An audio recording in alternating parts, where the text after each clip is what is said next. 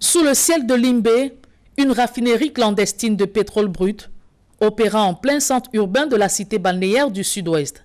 Toute une unité miniaturisée à l'image de la Société nationale de raffinage, détruite dans une explosion survenue dans la nuit du vendredi 24 avril, au lieu d'Imaitou. Dans cette concession, des cuves, tonneaux et tuyaux placés partout.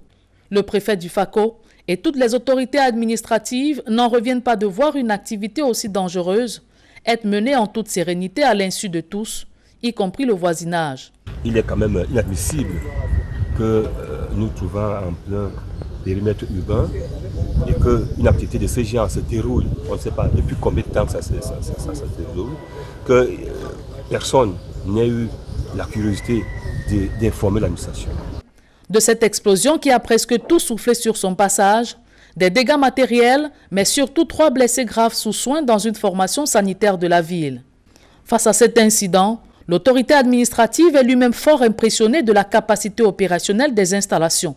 Plus de 5000 litres bruts raffinés, et depuis combien de temps? Personne pour en répondre, à l'absence du maître des lieux et ses complices, portés disparus dans la nature. Et les forces de défense et de sécurité se sont déployées pour venir voir de quoi il s'agit. C'est à cette occasion qu'elles ont découvert une sorte d'industrie.